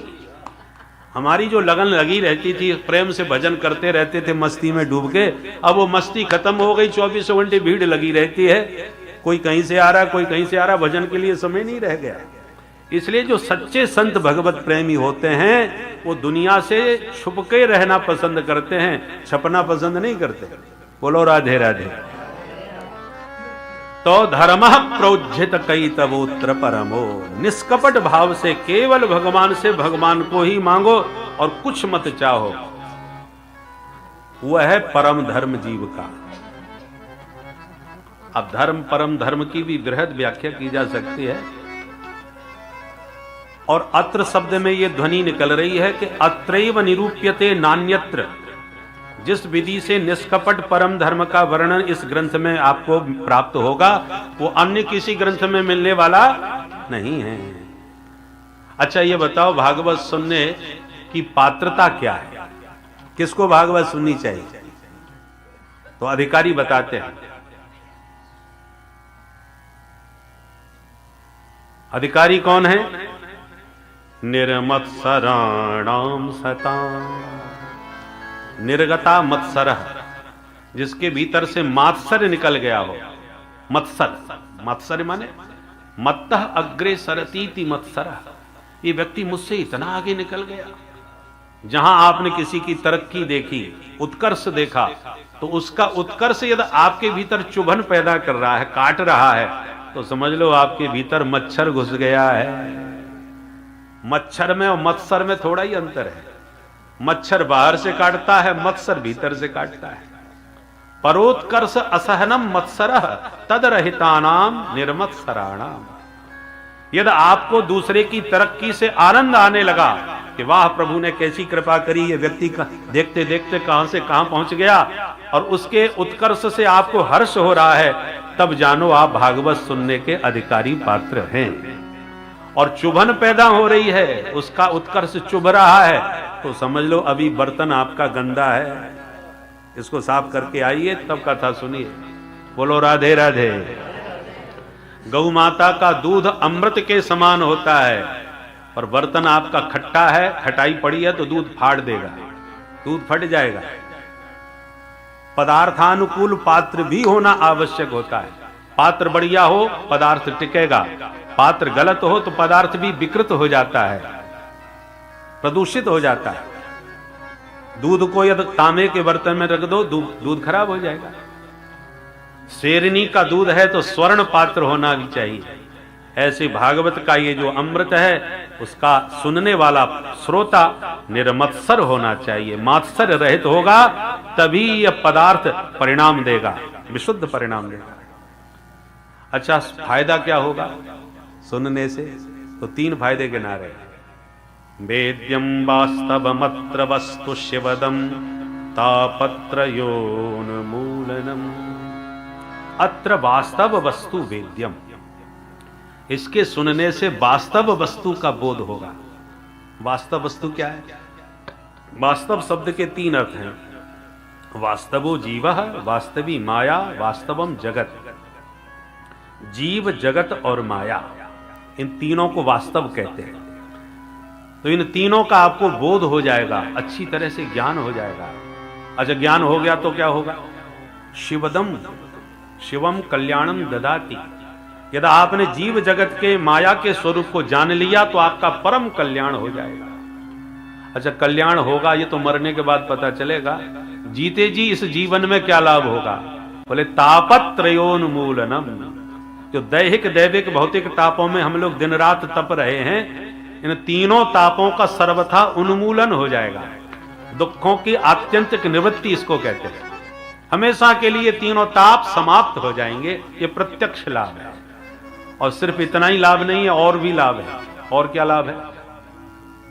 सद्यो हृदय वरुद्धते त्रिकृत भी शुश्रूष भी तत्क्षणा। सुनने के बाद क्या होगा उसे जाने दीजिए।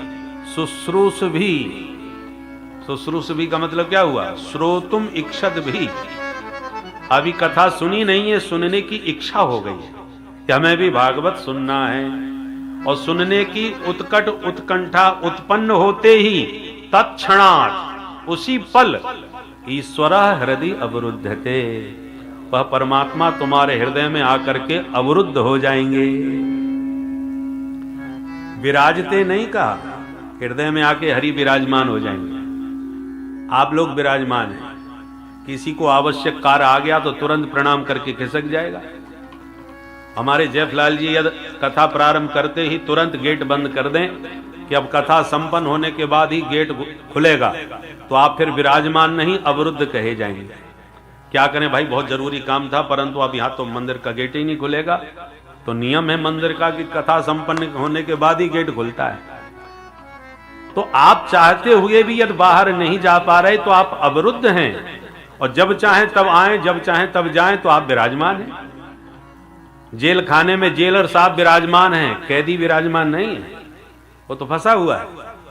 उसी प्रकार सद्यो हृदय अवरुद्धते, वह ईश्वर कथा सुनने वाले श्रोता के हृदय में विराजमान नहीं होते, अवरुद्धते। ठाकुर जी हृदय में कैद हो जाते हैं, चाह करके भी निकल नहीं पाते हमेशा के लिए। सद्यो हृदय अवरुद्धते। अच्छा महाराज, जब ऐसा चमत्कार इस ग्रंथ का है कि सुनने की इच्छा से ही ईश्वर को कैद कर देता है हृदय में, तो लोग सुनते क्यों नहीं? कथा सुनना चाहते क्यों नहीं? आते क्यों नहीं? बोले नहीं, शुश्रूषवी का विशेषण है पहले कृत भी। कृत भी शुश्रूष भी। कृत भी का मतलब क्या हुआ? सुकृत भी। जब तक आपका सुकृत, सुकृत माने पुण्य, जब तक पुण्य प्रबल नहीं होगा तब तक आपके हृदय में सुनने की इच्छा ही नहीं होगी। बोलो राधे राधे। जन्मांतरे भवेत पुण्यम तदा भागवतम लभेत।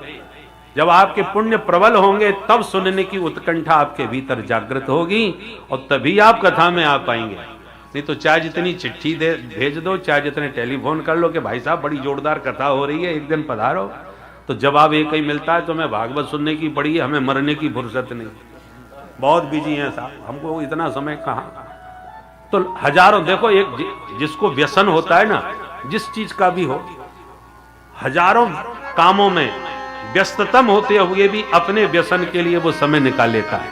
जो पक्का जुआरी होगा, जुआ खेलने वाला, वो कितना भी व्यस्त हो अपने खेलने के लिए समय निकाल लेता है। ऐसे ही जो भगवान के प्रेमी होते हैं, उनके जीवन में कितनी भी व्यस्तता क्यों ना हो, जहां उन्होंने सुना कि भगवान की कथा हो रही है तो धावंती रसलंपटाः, रसिक लोग सब काम छोड़ करके भागते हैं। तो इसलिए कृत भी जब होगा तभी शुश्रूष भी बनेगा। पुण्य जब प्रबल होगा तभी सुनने की चाह उत्पन्न होगी, और तभी आकर के इस कथा का श्रवण करके हृदय में अपने हरि को कैद कर लेता है। बोल भागवत भगवान की।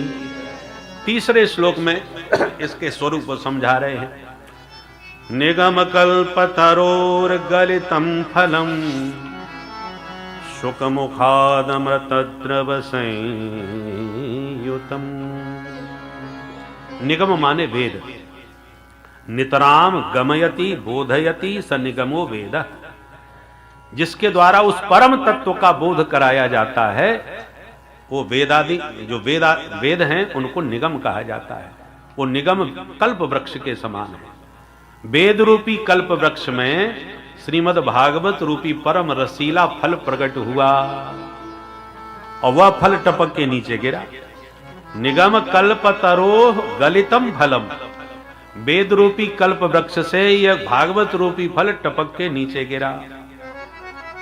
किसी ने कहा पका हुआ फल टपका है तो फूट गया होगा, रस भरा फल बहुत ऊंचाई से टपकेगा तो फूट ही जाएगा, तो ये फूटा हुआ फल है क्या भागवत? बोले नहीं नहीं।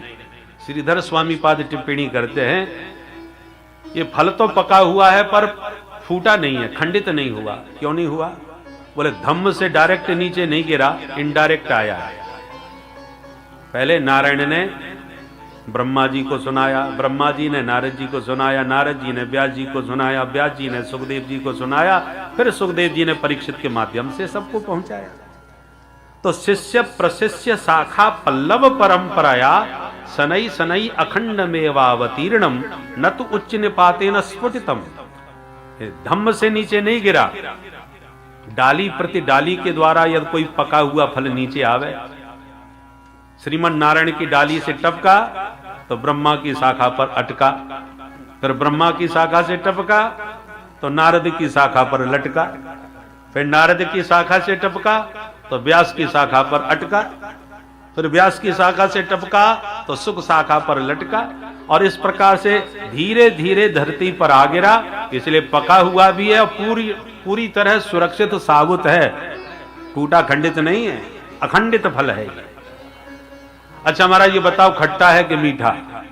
व्यास जी बोले बहुत मीठा है। बोले इसका प्रमाण क्या है? बोले इसलिए मीठा की गारंटी लेते हैं क्योंकि सुख मुखात अमृत द्रव संयुतम। सुख मुख विगलित है, तोते ने मुंह मारा है इस फल में, और जगत में प्रसिद्ध है तोता जिस फल में मुंह मार दे तो गारंटी से समझो मीठा ही निकलेगा। कितना मीठा है? बोले अमृत द्रव संयुतम, अमृत के समान मधुर है। अमृतम परमानंद स एव द्रवो रसः, परमात्मा ही इस फल में रस रूप से विराजमान है। वेदों ने परमात्मा को रस रूप बताया है, रसो वै सः रसम हेवानम लब्धानंदी भवति। तो वही परमात्मा रूपी रस इस भागवत रूपी फल में विराजमान है। इसलिए अहो रसिका भुवि भावुका, हे रसिक जनो भावुक जनो आओ और इस रस का अपने कान के दोनों में कर्णपटों से चकाचक पान करो। पिबत भागवतम रसमालय। एक बार दो बार में मत पीना, मुहु मुहु, जितनी बार मिले उतनी बार पियो। जितनी बार पियोगे उतना ही स्वाद बढ़ेगा। इस रस की यही विशेषता है।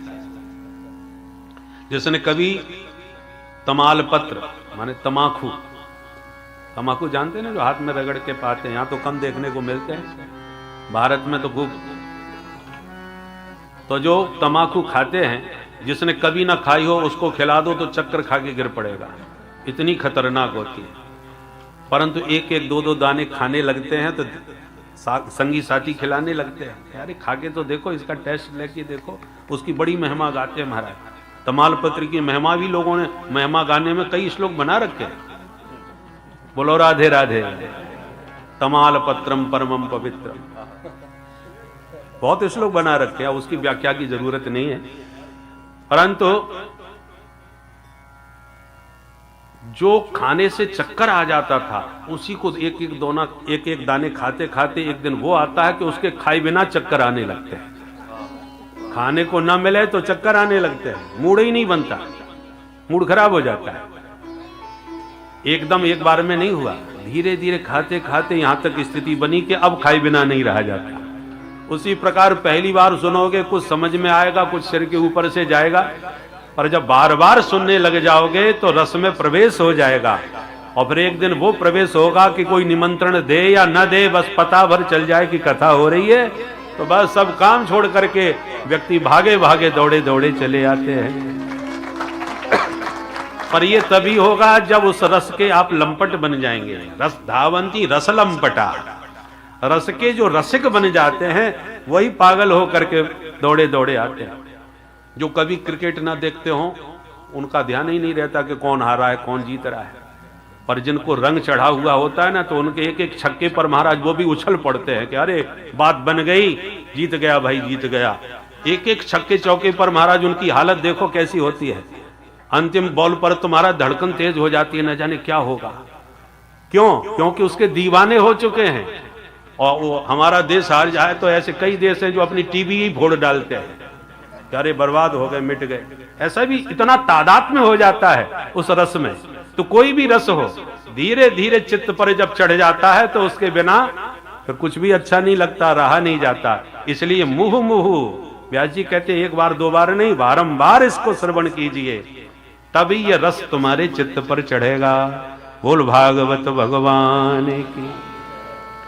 नैमिषारण्य की पुण्य भूमि में, नैमिषारण्य की चर्चा हम विस्तार से कल कर चुके हैं।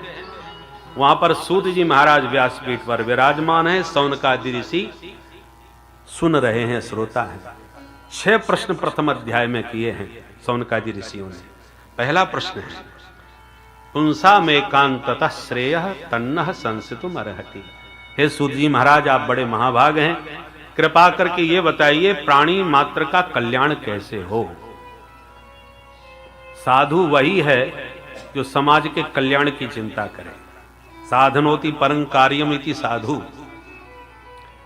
तो जितने संत बैठे हैं उनका पहला प्रश्न यह है कि घोर कलयुग आ चुका है, लोगों की बुद्धि भी मंद हो गई है, भाग्य भी अति मंद है।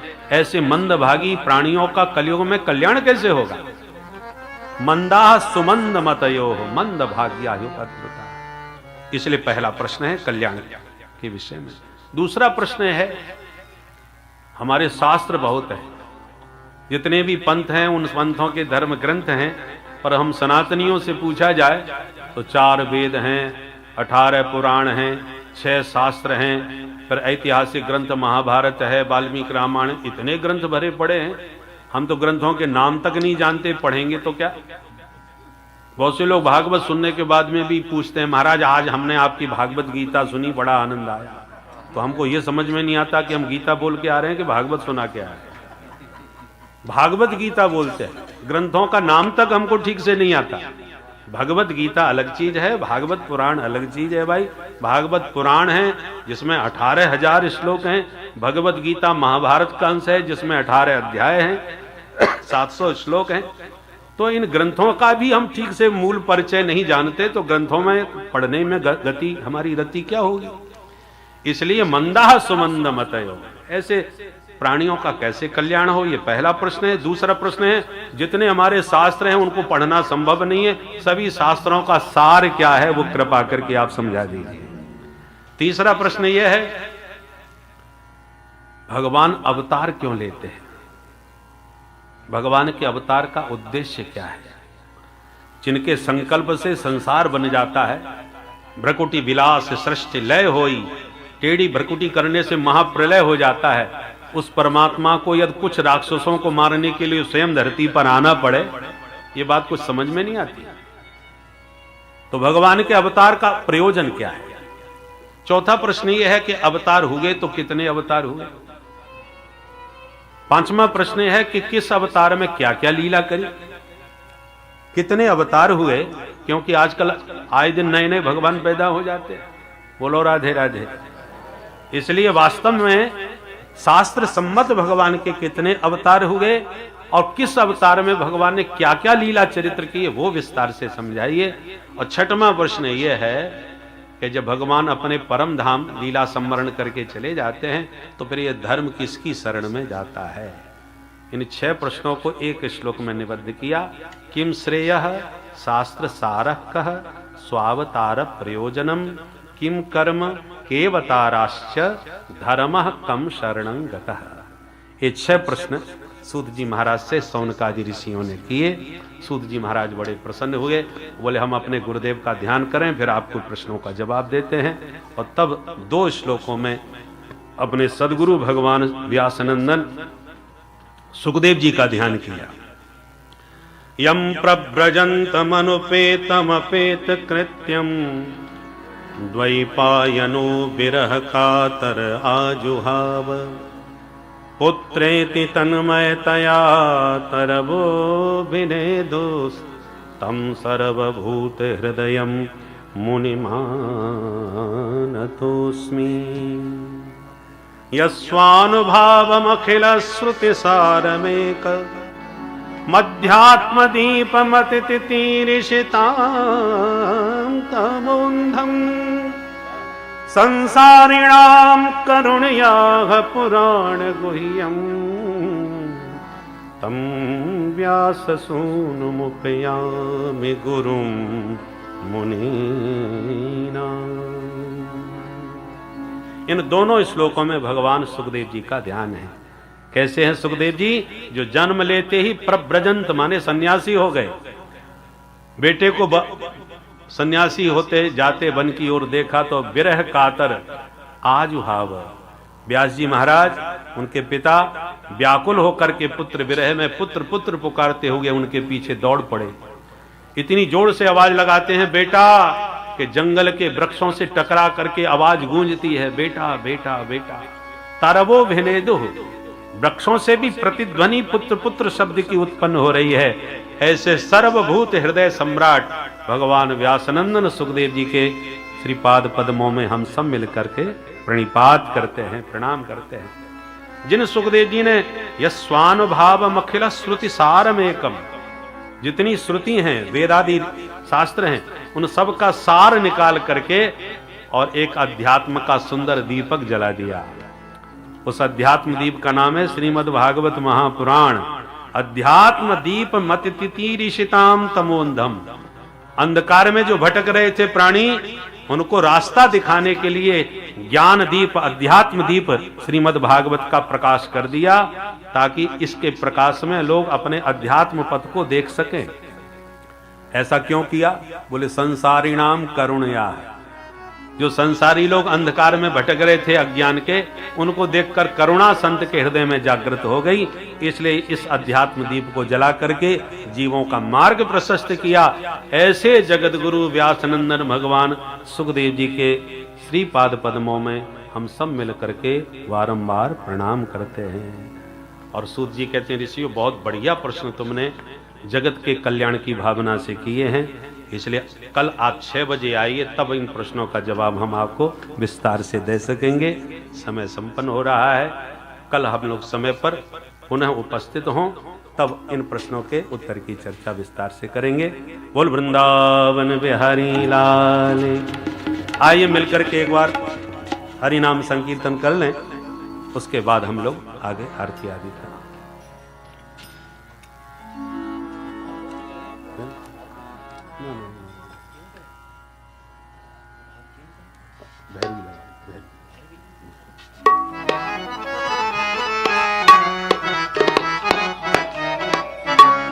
मुकुंद माधव गोविंद बोल, केशव माधव हरि हरि बोल। मुकुंद माधव गोविंद बोल, केशव माधव हरि हरि बोल। मुकुंद माधव गोविंद बोल, केशव माधव हरि हरि बोल। मुकुंद माधव गोविंद बोल, केशव माधव हरि हरि बोल। हरि हरि बोल प्यारे कृष्ण कृष्ण बोल। हरि हरि बोल प्यारे कृष्ण कृष्ण बोल। हरि हरि बोल प्यारे कृष्ण कृष्ण बोल। हरि हरि बोल प्यारे कृष्ण कृष्ण बोल। कृष्ण कृष्ण बोल प्यारे हरि हरि बोल। कृष्ण कृष्ण बोल प्यारे हरि हरि बोल।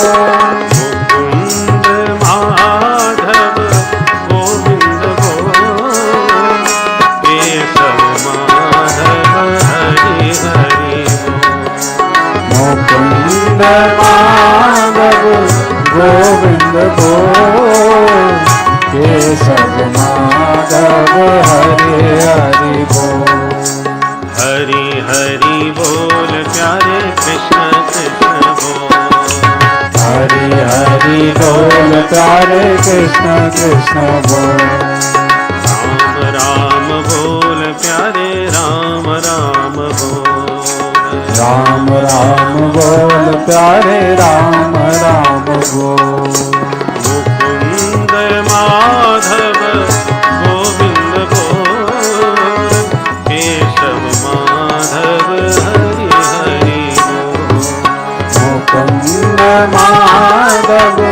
गोविंद बोल, केशव माधव हरि हरि बोल। हरि हरि बोल प्यारे कृष्ण कृष्ण बोल। हरि हरि बोल प्यारे कृष्ण कृष्ण बोल। हरि हरि बोल प्यारे कृष्ण कृष्ण बोल। हरि हरि बोल प्यारे कृष्ण कृष्ण बोल। कृष्ण कृष्ण बोल प्यारे हरि हरि बोल। कृष्ण कृष्ण बोल प्यारे हरि हरि बोल। प्यारे हरि हरि बोल। प्यारे हरि हरि बोल। प्यारे कृष्ण कृष्ण बोल। प्यारे कृष्ण कृष्ण बोल। प्यारे हरि हरि बोल। प्यारे हरि हरि बोल। मुकुंद माधव गोविंद बोल, केशव माधव हरि हरि बोल। मुकुंद माधव गोविंद बोल, केशव माधव हरि हरि बोल। ओ केशव माधव हरि हरि बोल। ओ केशव माधव हरि हरि बोल। ओ केशव माधव हरि हरि बोल। बोल बंसी वारे की जय कृष्ण कन्हैया लाल की जय भारत माता की जय जय जय श्री श्री राधे।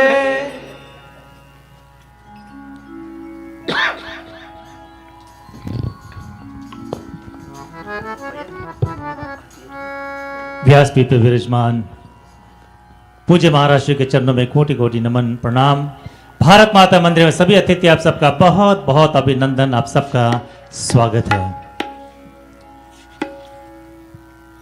ये जो भागवत महापुराण का रसपान आप लोगों ने किया कल और आज,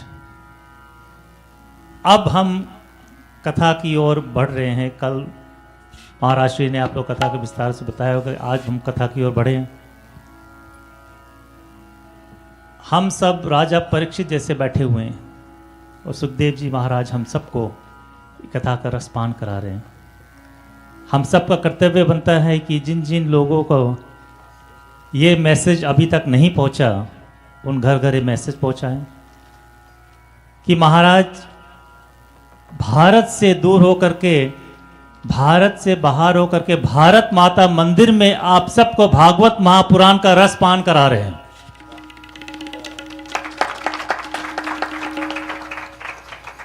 अगर आप भारत में जाएंगे तो महाराज के सानिध्य इतने करीब से आप लोग इनके दर्शन भी नहीं कर पाएंगे। हम सबका सौभाग्य है। मैं बार बार हमेशा ये बोलता हूं कि भारत से बाहर भारत माता मंदिर में जो कथा का रसपान आप लोग का मिलेगा, हर एक मंदिर में नहीं मिल सकता शायद, क्योंकि भारत माता मंदिर हमेशा अच्छे अच्छे संतों को ला करके आप सबको दर्शन कराते रहते हैं। और इस मास में, सिर्फ इस महीने में 3 भागवत सप्ताह महापुराण आप सब लोग रसपान कर रहे हैं। कि महाराज श्री ने जैसे पहले कहा कि जितने भी आप बार सुनोगे, जिस भी संतों के मुखारबिंद से आप सुनते रहेंगे, इसका अलग अलग ज्ञान रसपान आप लोग बहती हुई गंगा के प्रवाह में आनंद प्राप्त करते रहेंगे। आज सोमवार आप संख्या थोड़ा ज़्यादा है और महाराज जी मैं सबसे पहले इसका दोषी मैं कि मैं क्षमा चाहूँगा कि विस्तार से कथा का मैं प्रचार नहीं कर सका, क्योंकि अपने इलेक्शन के चक्कर में इसके कारण बहुत ज़्यादा व्यस्त होकर के नहीं कर पाया, इसके लिए क्षमा। लेकिन मैं आप सबसे प्रार्थना करता हूँ, जितने हमारे भक्त बैठे हुए हैं, कि आप लोग अपने पड़ोसी को, जान पहचान वाले लोगों को सबको ये सूचना करें और कि महाराज श्री हम सबके पास यहाँ ब्रैम्पटन में आए हुए। इसके बाद जुलाई में फिर महाराज जी का कथा त्रिवेणी मंदिर ब्रैम्पटन में वेस्ट में वहाँ प्रारंभ होगा। तब तक के हम आसपास वाले लोग इसका आनंद लें, इसका रसपान करें। दिनेश भैया आपका स्वागत, अभिनंदन। सिद्धू साहब और मैं चाहूंगा हमारे पंडित रमन व्यास जी एक बार सामने आए, खड़े हो जाइए पंडित जी। हिमाचल से आए हुए जोरदार तालियां से स्वागत करते हैं हमारे पंडित रमन व्यास जी का। अभिनंदन, स्वागत। सिर्फ अपने कुछ कार्य के लिए, मंदिर के लिए नहीं आए, भारत माता मंदिर के, लेकिन हमारे लिए आए हैं ताकि हमारे लिए कुछ विशेष कार्य करें, आशीर्वाद दें, अपना कृपा मुझ पे बनाए रखना और महामाई का कृपा बना रहे, और यही मैं आपसे प्रार्थना करता हूँ। 2 शब्द मैं चाहूँगा कि अभी आपने महाराज श्री का कथा का रसपान किया, 2 शब्द महाराज जी के लिए। जय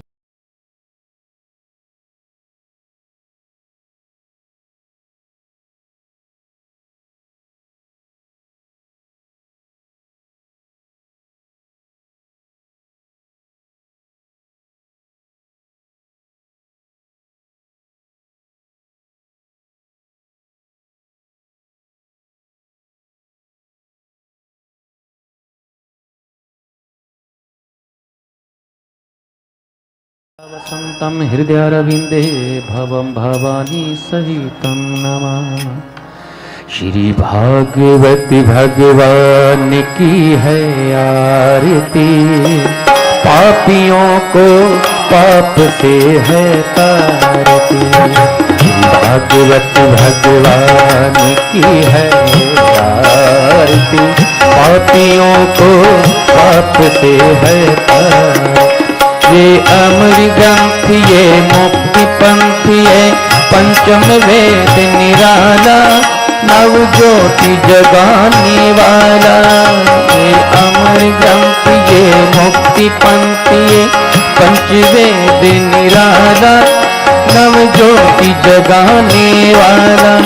हरि नाम यही हरि धाम यही, हरि नाम यही हरि धाम यही। जग के मंगल ही है ये आरती, पापियों को पाप से है तारती। भागवती भगवान की है आरती, पापियों को पाप से है तारती। ये शांति गीत ये पावन पुनित हर कष्ट मिटाने वाला, सब दर्श कराने वाला। ये शांति गीत पावन पुनीत हर कष्ट मिटाने वाला, सबका आने वाला। ये सुख करनी ये दुख हरणी, ये सुख करनी ये दुख हरणी। श्री मधुसूदन की आरती, पापियों को पाप से है तारती। भगवती भगवान की है आरती, पापियों को पाप से है तारती।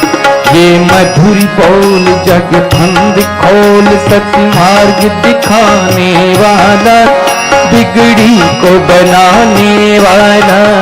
ये मधुर बोल जग फंद खोल, सत्य मार्ग दिखाने वाला, बिगड़ी को बनाने वाला।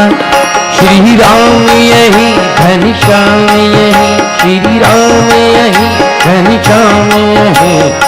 प्रभु की महिमा की है ये तो आरती, पापियों को पाप से है तारती। श्री भागवती भगवान की है आरती, पापियों को पाप से है तारती। पापियों को पाप से है तारती, पापियों को पाप से है तारती।